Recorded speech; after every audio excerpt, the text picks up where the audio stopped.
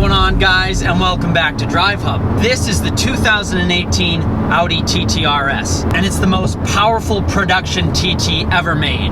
With its launch control system engaged, it'll do 0 to 60 miles an hour in just 3.5 seconds.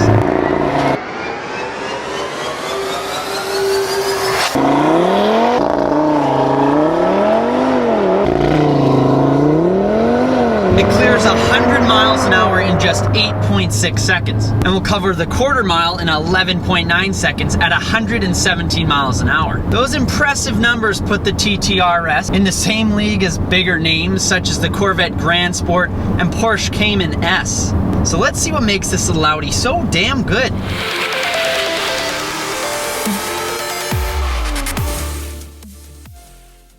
For starters, this car isn't just a straight line destroyer. The Audi TTs of the past have had a pretty bad reputation for not really being a great performance at all. They've had a unique sporty look that attracted most middle-aged women hairdressers,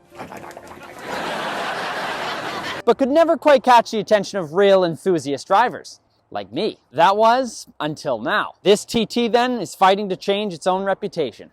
On the outside of the 2018 Audi TT RS, there are some key features that set the car apart from its little red-headed stepbrother and make it look as aggressive as the father of the girl you brought home way past her curfew. At the front of this Nardo gray Audi TT RS, there are these massive scoops to allow cool air in to, well, cool the brakes. I'm sure you definitely missed it, but on the back there's this very sizable fixed rear wing. And below that, these massive oval exhaust tips that belch out an absolutely delightful tone. You'll hear it in a few minutes. And while at the back, you can't ignore this car's epic turn signals. That's right, your turn signals just flash, while the TT's turn signals pulse. The whole car sits 10 millimeters lower than the standard model. This TT RS is equipped with the black optic package, which in terms of spunk gives you these 20-inch wheels, black exterior trim, and gloss black mirror caps. And on the inside, the style continues. You sit in these fabulous sports seats with diamond stitched leather that look phenomenal. There are back seats. Good luck getting back there if you have legs. Probably not going to be very comfy. The interior is tastefully littered with some Alcantara and carbon fiber bits that make it feel very, very modern. You get the same flat bottom steering wheel out of the Audi R8 supercar, which has lots of buttons on it, including the start-stop button. And that's really different, I like that. It adds a different dynamic to the car. Usually I'm not a fan of many buttons on the wheel, but this one is so well organized and laid out that it works for me. It also has lots of buttons on it because it controls the virtual cockpit. That's right, very cool and cutting edge system this. There's no screen just stuck out on the dash like some afterthought. Everything is integrated into the cluster, and it's right in your line of sight, so it's safe. Right, safety, good. You can control everything in here on the wheel, including the navigation, or you can use the little turn wheel down here. I think this is especially epic when you're using navigation and the whole entire cluster as a map. It looks very, very cool. And no center screen means the dash is very sleek and clean. It's not cluttered, it's just a great piece of design. And to keep things sleek, you have all the controls for the climate controls actually on the climate control vents. You adjust your fan on this one, and your temperature on this one, and where it's blowing out on this one, and then to the driver's left is the heated seats. It's a very, very handsome piece of design and very clever. A cool little design quirk in here as well is it appears there's only one cup holder. But no, just you wait, you big American who needs a soda. There's another one hidden here inside the console. The only odd bit about that is, well, if you're the passenger, it's a bit strange. Kind of lonely over here. I don't have anything to fiddle with. And if you do want to change a channel, well, you're shit out of luck, my friend.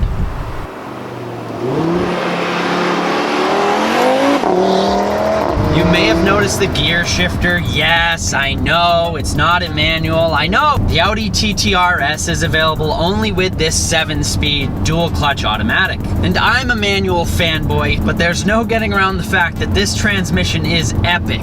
You can use these paddles mounted to the wheel to select your gears and downshift. It's fun and all, it's just missing a third pedal. The handling is very unique in this car, and here's why. The engine in the TT RS, while it is at the front, it's in a unique spot. The 2.5 liter inline 5-cylinder, that's right, inline 5-cylinder, equipped with a turbocharger, sits slightly ahead of the front axle. Now, I'm just an idiot with a camera and a business degree, not really qualified to argue with a German engineer. But even I know that's not the ideal spot for a motor, as it puts lots of weight at the front and causes a car to understeer. But to add to the pleasure and to lessen the poo-in-pants scariness caused by understeer, the 2.5 liter has gone featherweight. It's now built from aluminum and weighs almost 60 pounds less than before. It develops 400 horsepower and 354 foot-pounds of torque. And this one, equipped with a selectable exhaust, sounds amazing. Take a listen.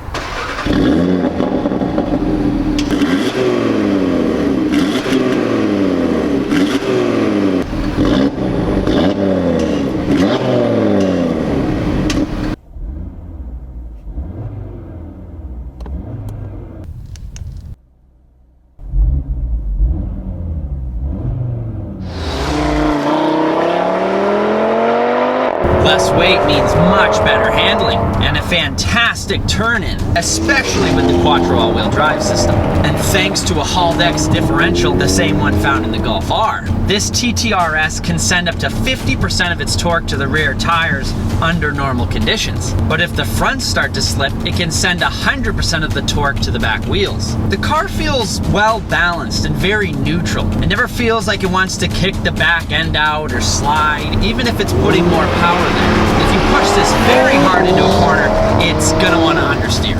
Very neutral, but nothing short of thrilling to drive. It has lower, stiffer suspension over the normal TT, and things only heat up when you put this thing in dynamic mode. That's the automotive equivalent of taking a Viagra.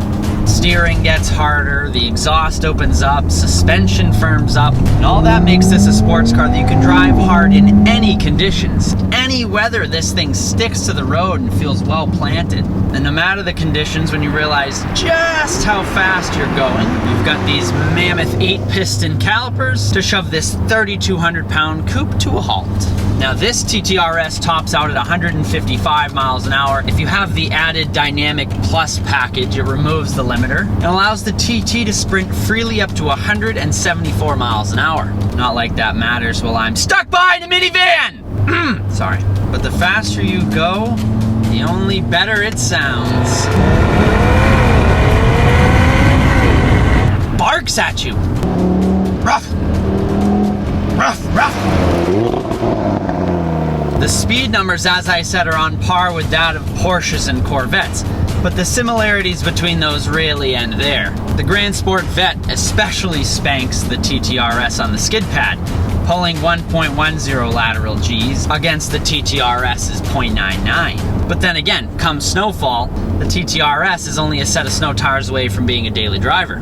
It trades off the performance of those other cars with style and daily driver livability. That leads me to one of the top reasons that this car is so good. It's usable.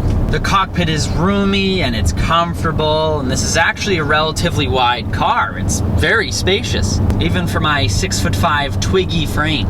There's tons of room in the back, especially if you fold the rear seats down. Then you have a very, very large cargo area. The ride isn't harsh or noisy, and you can put this in the comfort setting, but it's still not as soft as sitting on mother's lap.